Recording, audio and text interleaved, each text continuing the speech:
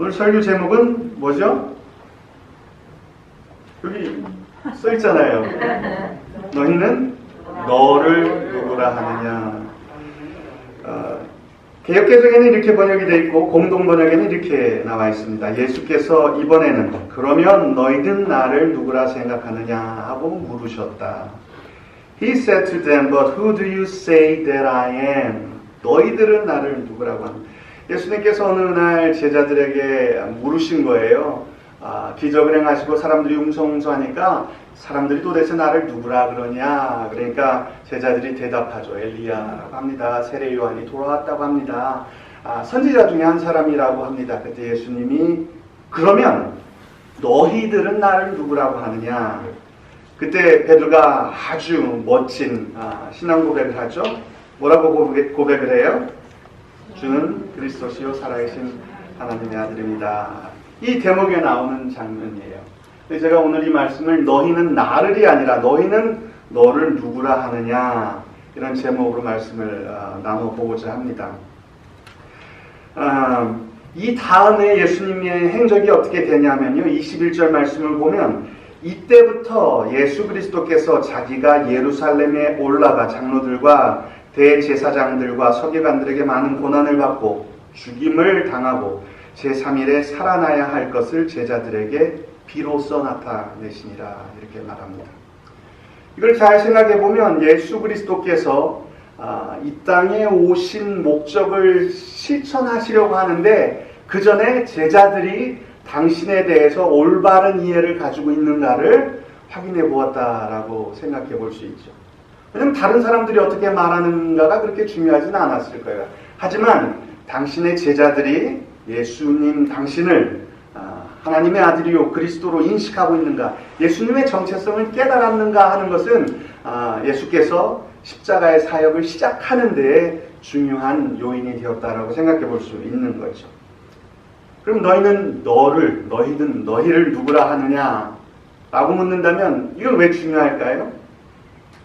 제 생각에는 우리가 우리 자신의 정체성, 나는 누구인가 라는 것을 깨닫는 것이 예수께서 구속 사업을 시작한 것처럼 우리가 예수 그리스도의 참된 제자로 살아가는데 출발점이 되기 때문입니다. 내가 누구인지 내 정체성, 내 자신의 존재를 제대로 모르고는 예수님의 제자로 살아갈 수 없다라는 뜻이죠.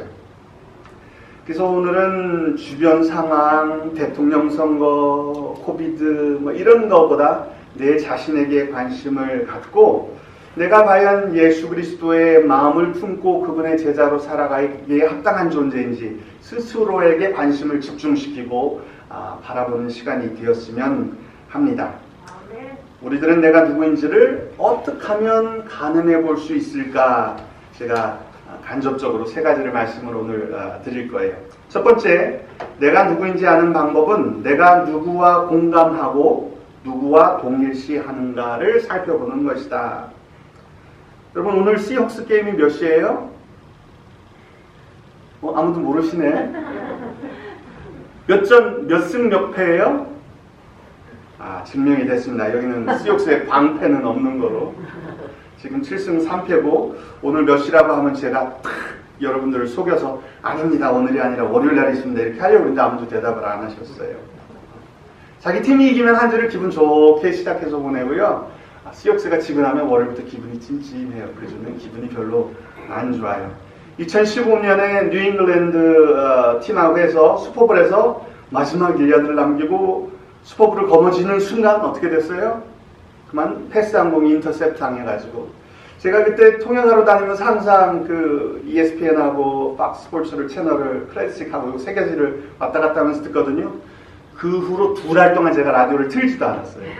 짜증나가지고 막 못 견디겠는 거예요. 저만 그런 줄 알았더니 그렇지 않더라고요.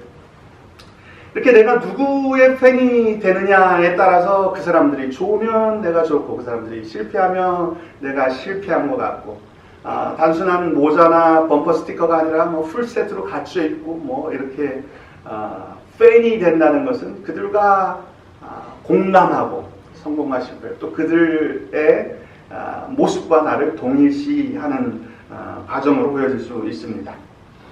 팬이 된다는 것은 이렇게 공감하고 동일시하는 과정의 한 예라고 할 수 있죠. 여러분, 아주 잘 쓰여진 소설이나 영화, 드라마를 아주 깊이 빠져서 보고 나면 어떻게 돼요? 내가 그 드라마의 주인공이 된 것처럼 여겨지죠.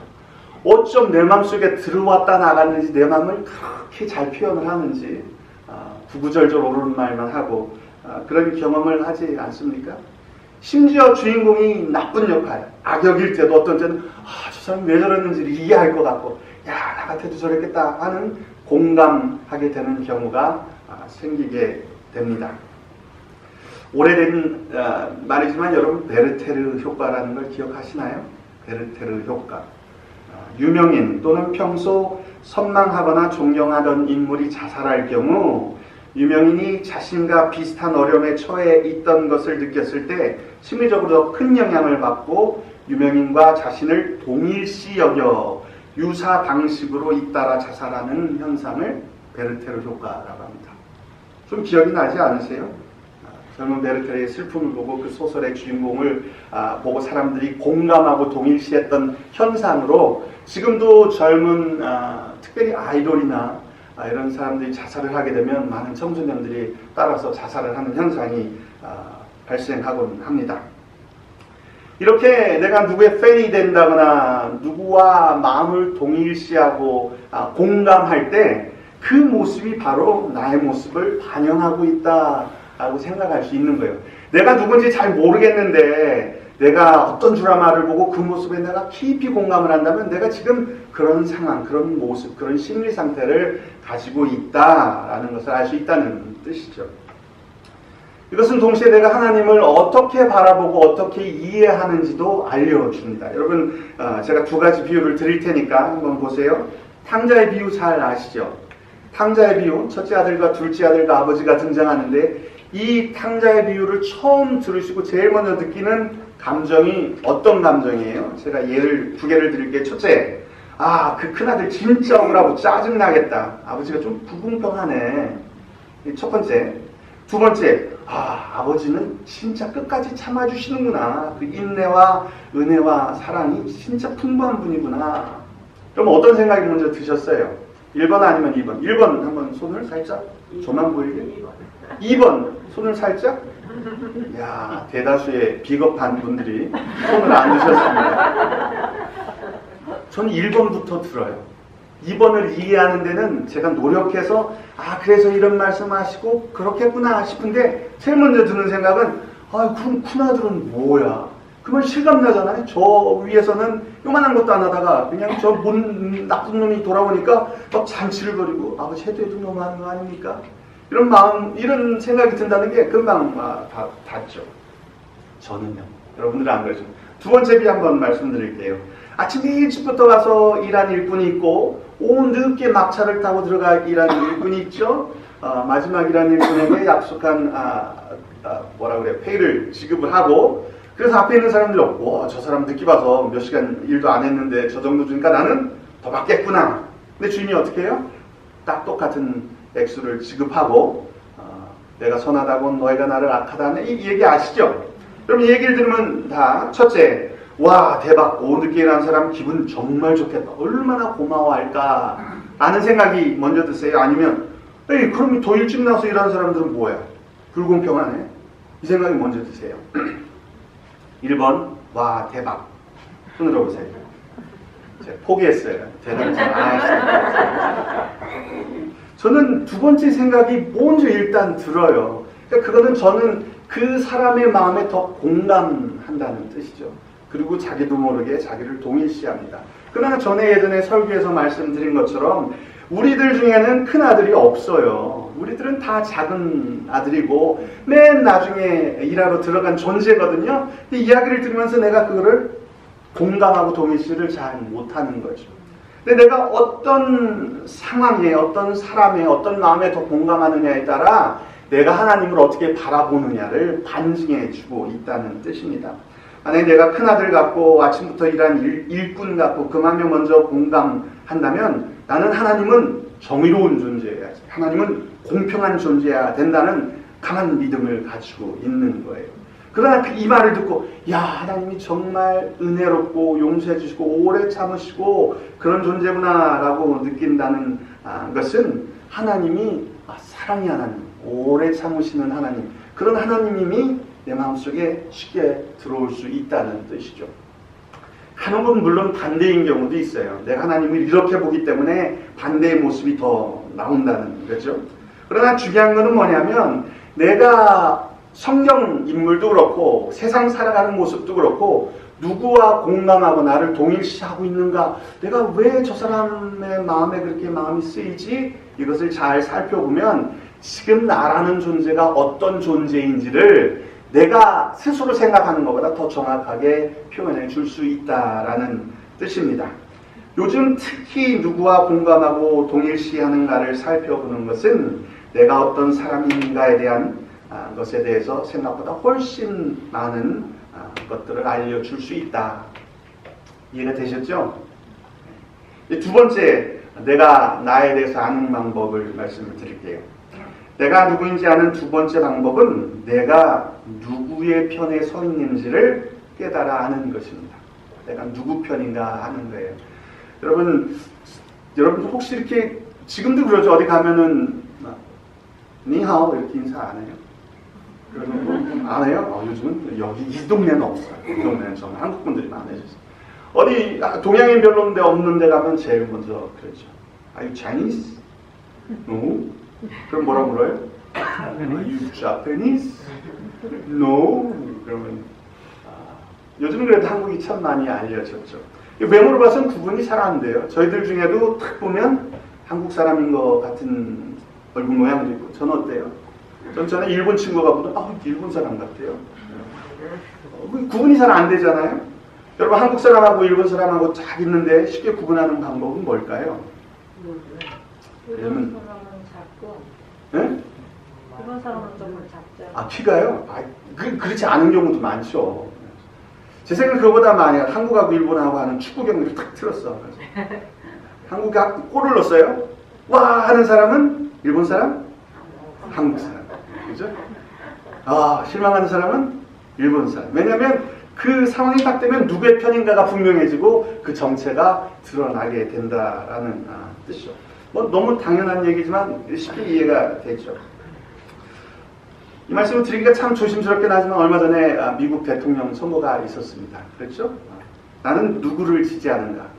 어떤 사람은 후보 A를 지지하고 어떤 사람은 후보 B를 지지하죠.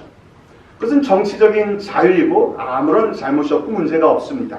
하지만 잘 생각해 볼 것은 내가 누구를 지지하느냐가 내가 어떤 사람인가, 내가 어떤 정치적 성향을 가지고 있고 내가 어떤 신앙을 가지고 있고 하는 거에 대해서 많이 말해준다는 사실이에요. 그래서 그것을 잘 생각해 볼 필요가 있는 거죠. 꼭 시혹스나 대통령 후보만이 아니에요. 일상생활을 하면서도 나는 어느 편에 서 있는가를 곰곰이 생각해 볼 필요가 있습니다. 성경에서는 물론 야훼와 바알 너희는 어느 편에 있느냐, 저쪽 우리를 출애굽시킨 하나님과 저쪽 아므리 족속신 너희는 어느 쪽에 서 있느냐, 이런 신앙적인 결단을 요구할 때는 많이 있습니다. 제가 지금 드리는 말씀은 그것과 함께 일상생활에서도 내가 누구 편을 드느냐를 한번 생각해 보자는 말이죠. 요즘 사회 문제가 아주 복잡합니다. 산수 문제는 1 더하기 1이 3이라고 그러면 오답, 틀렸다. 2라고 그러면 정답, 이렇게 할 수 있는데 사회 문제는 참 그렇지 않아요. 지금 인종 간의 갈등들이 많이 있죠. 여러분들은 누구의 편이십니까? 홈레스 문제가 너무너무 심각해서 여기서 또 새로운 태스크포스를 구성하는데 처음부터 다시 해서 몇 년이 걸릴지 모르고 수억은 많은 것도 아니죠. 약간 엄청난 돈을 투자하는데 길거리 홈레스는 줄어들지 않죠. 이 문제에 대해서 여러분들은 누구의 편입니까? 그들의 어려움을 보고 돌봐줘야 될까요? 어떻게든 거리로부터 치워내야 할까요? 노사 갈등, 노사 분쟁이 생기면 여러분들은 누구의 편입니까? 노동자들의 편입니까? 고용인들의 편입니까? 빈부격차, 이민자 문제, 소득세, 부동산 세금, 부동산 세금을 정부에서 올린다 그러면 여러분들은 좋아요, 싫어요? 누구의 편입니까?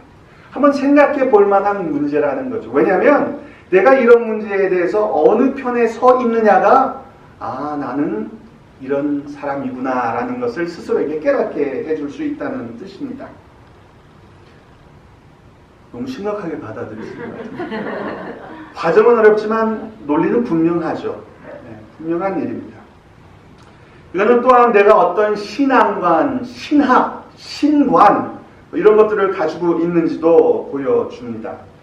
저도 이제 젊지가 않아가지고요. 여기서는 젊지만 새로운 신학 동향에 대해서 잘 몰라요. 왜냐하면 공부했던 것이 벌써 20, 30년이 훌쩍 지나갔죠. 신학의 사조들의 이름을 보면 해방신학, 민중신학, 제가 뉴욕에서 세미나를 다녔거든요. 흑인신학, 여성신학, 공통점이 없어요? 누구의 편을 드는지 편 드는 사람들 이름이 신학에 들어가야 돼요. 여성신학, 누구 편인 신학이겠어요? 남자 아니죠? 여자죠. 흑인신학, 흑인들의 삶과 어려움과 사회적인 것들을 성경 속의 기반을 드러내는 신학이죠. 한국에서는 민중신학, 외국 사람들도 신학한 사람은 다 알아요. 민중 디아올로지 그러면 다 알아듣죠. 이렇게 내가 누구의 편에 서 있는지는 내가 어떤 신앙을 가지고 있고 내가 어떤 신관, 하나님을 어떻게 이해하고 있고 내가 어떤 가치관을 가지고 있는지를 다 보여준다는 뜻입니다. 그래서 그거에 따라 신학의 이름도 결정되고 나 자신의 신앙도 결정된다 라고 생각해 볼 수 있습니다. 여러분, 바울과 바나바가 아주 멋진 동역자잖아요. 그죠? 바나바가 그냥 인생의 패배자로 구석에 처박혀 있는 것 같은 바울을 드러내 함께 사역을 하면서 바울이 엄청난 일을 하고 오히려 더 유명해지고 그런 관계입니다. 그 중에 사도행전 15장을 보면 좀 안타까운 일이 있어요. 그 중에 39절, 15장 39절 이렇게 기록합니다. 서로 심히 다투어 피차 갈라서니 바나바는 마가를 데리고 이쪽으로 가고 바울은 실라를 택해서 이쪽으로 선교여행을 떠났다라고 합니다. 그 성령의 가장 아름답고 위대한 동역의 모습이 다툼으로 인해 갈라지는 안타까운 모습이 드러납니다. 마가 요한이 바나바의 조카인데 예전에 전도여행할 때 중간에 이탈한 적이 있어요. 그래서 바울은 안 된다. 그런 사람 어떻게 다시 데려가겠냐? 안 된다. 바나바는 아니다. 그리고 올인데 기회를 다시 줘야 하지 않겠느냐? 뭐 이런 논리로 인해서 결국 갈라서 버리고 말죠. 여러분은 누구 편이십니까?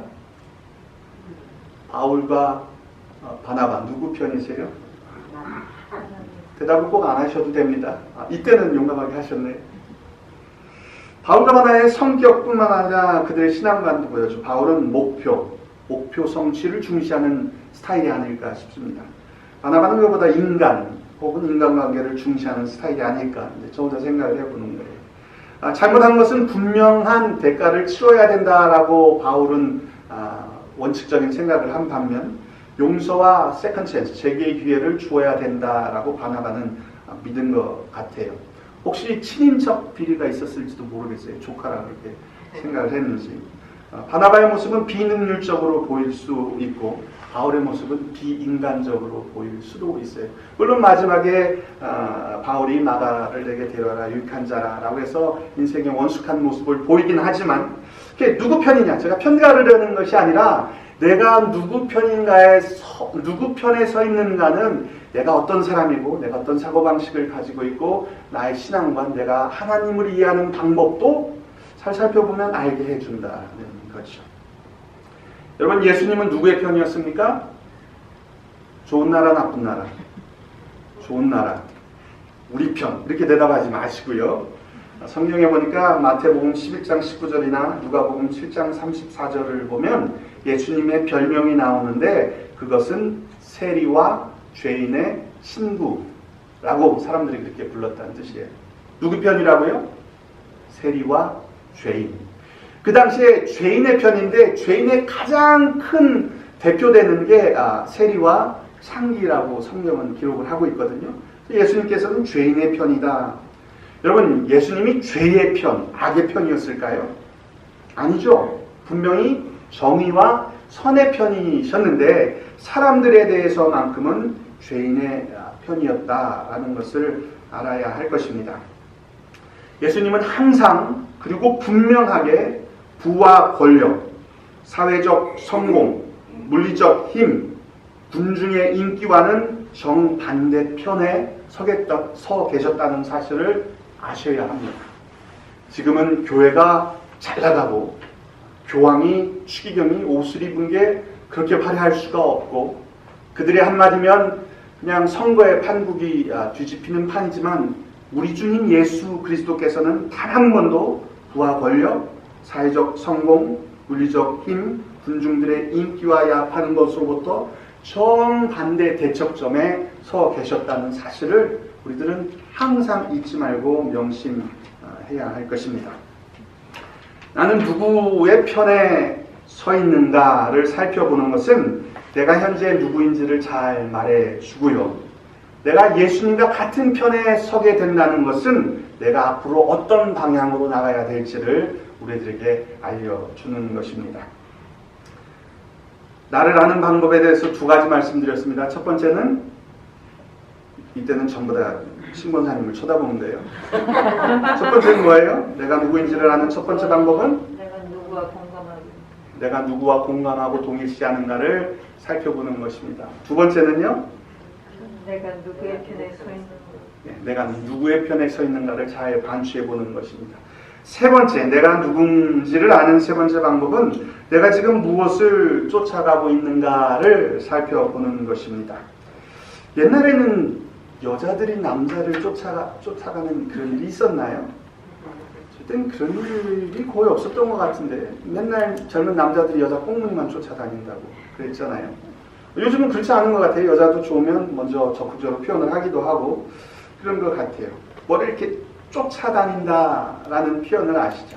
뭐가 좋아서 거기에 빠져서 거기에 그냥 졸졸졸졸 마음을 벗어나지 못하는 상태를 가르칩니다.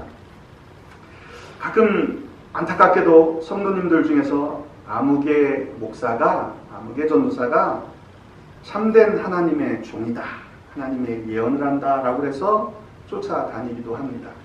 제가 이발하러 다니는데 말씀을 드리면 되나 모르겠네요. 하여간 어느 분이 누가 하나님의 대언자라고 해서 짐을 다 싸들고 말세가 된다고 콜로라도로 이사를 가셨어요. 이사를 간 게 아니라 그냥 다 여기 팽이축 한 거예요. 왜냐하면 말세니까. 여러분 어땠을까요? 그게 벌써 1년, 2년은 된 것 같아요. 얼마 전에 다시 궁금해서 여쭤봤어요. 글쎄 그때 그렇게 됐는데 요즘은 어떻게 지내세요? 안 변했죠? 그랬더니 뭐라 변했을 것 같아요? 안 변했을 것 같아요? 안 변했어요. 아직도 쫓아다닙니다. 지금은 코로나 바이러스 백신을 맞으면 그 안에 베리칩이 들어가서 우리의 영혼이 사탄한테 팔린다고 안타까운 모습이에요. 사람들 마음이 변하는 게 정말 어려워요. 한 번 들면. 왜 그래요?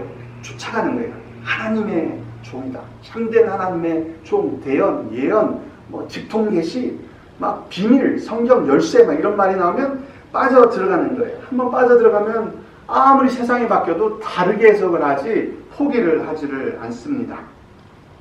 신앙에 있어서는 절대 사람을 쫓아서는 안 됩니다. 오직 성경 말씀과 예수 그리스도의 가르침에 집중을 해야 할 것입니다.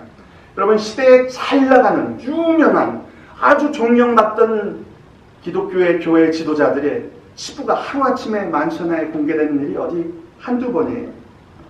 절대 사람을 쫓아서는 되지 않습니다.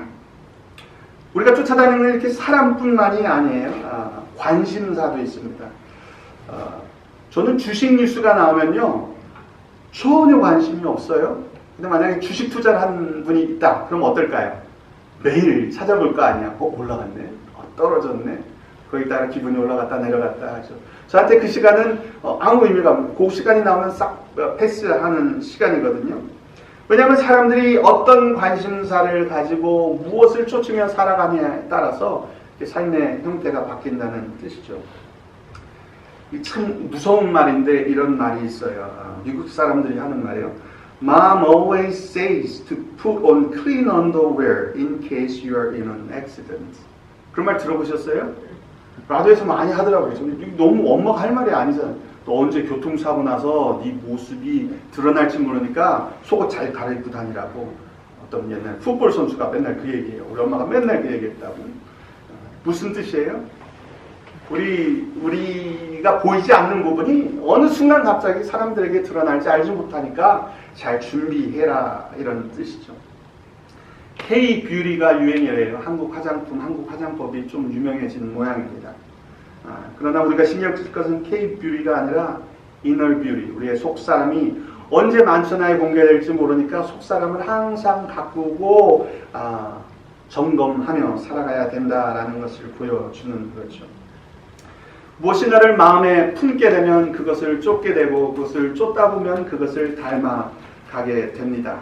내가 무엇을 품고 사는가는 내 삶의 가치, 내 삶의 목적을 보여줍니다. 아주 성공적이고 사람들한테 칭찬받는 교회가 각종 선교사업, 사회사업, 교회, 교육사업 등을 열정적으로 운영을 합니다. 그러나 그 이면을 살펴보면 그 이유가 돈 벌려는 일이라는 것을 깨닫게 될 때가 안타깝게도 많이 있습니다. 그렇다면 그 교회는 아무리 사람들에게 잘 보이고 성공적인 것 같아도 예수 그리스도를 참으로 섬기는 것이 아니라 돈을 우상으로 섬기고 있다는 뜻이죠. 왜냐하면 그것이 그들 속에 품고 쫓는 대상이기 때문입니다.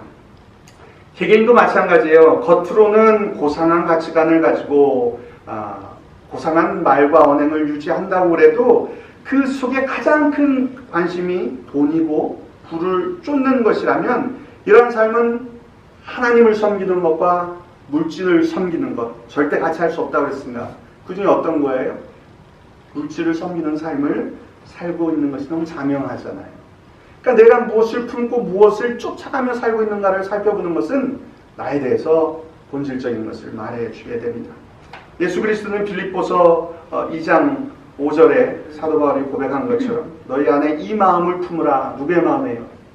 곧 그리스도 예수의 마음이니, 예수 그리스도의 마음을 품고 그것을 쫓아가며 살아갈 때 우리의 모습이 그렇게 변해갈 수 있다는 거죠. 예수 그리스도를 따른다는 것은 아주 단순하고 분명해요. 복잡할 필요가 없습니다.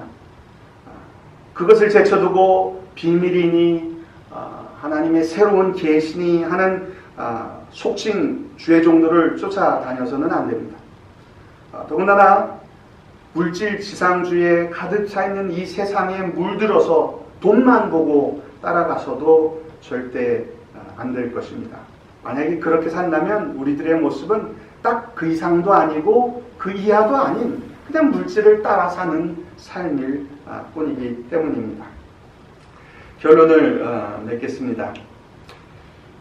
내가 누구인지, 어떤 사람인지는 내가 누구의 팬인가, 내가 누구의 편인가, 내가 누구를 품는가를 살펴봄으로 유추해 볼 수 있습니다. 그것들은 내가 누구인지에 대해서 많은 것을 말해줄 것입니다. 나의 하나님에 대한 이해, 신앙관, 가치관 및 내가 살아가는 모습을 훨씬 더 객관적으로 평가해 볼 수 있는 유익을 줄 수 있습니다. 그리고 무엇보다도 그리스도의 정체성을 제자들이 깨닫자마자 구속 사업으로 넘어가신 예수 그리스도처럼 우리들도 스스로의 현재 나의 모습, 나의 정체성을 깨닫는 순간 참된 그리스도의 장성한 제자로 살아가는 발걸음을 내디딜 수 있기 때문입니다. 여러분들 오늘 말씀을 마치고 집으로 돌아가시면 우리 주 예수 그리스도께서 여러분들에게 한 질문에 대해서 대답을 준비해야 할 것입니다. 너희는 너를 누구라 하느냐? 아멘. 하나님 아버지, 이 시간 주님의 말씀을 아둔한 머리와 둔한 혀로 함께 나누었습니다. 이 말씀 속에 주님이 친히 역사하셔서 우리 각 사람 속에 있는 주의 영이 이것들을 깨닫게 하시고 마음판에 새기게 하시고 참된 그리스도의 제자로 거듭나는, 재발견하는, 재각성하는, 새롭게 헌신하는 순간이 되도록 함께하여 주시옵소서. 그래서 하나님 하루하루를 살아감에 있어서 세상의 풍류에 휘말리는 것이 아니라 오로지 참된 그리스도를 품고 쫓는 하나님의 아들, 딸로 이 세상 살아가도록 함께하여 주시옵소서. 예수님의 이름으로 기도하옵나이다. 아멘. 이제는 우리 주 예수 그리스도의 은혜와 하나님 아버지의 사랑과 성령님의 인도하시고 힘주심의 역사가 이렇게 살겠다고 결심한 사랑하는 성도들의 가정과 교회와 생업 위에 그리고 또 자녀들 위해 지금부터 영원토록 함께 하시기만을 간절히 축원하옵나이다. 아멘.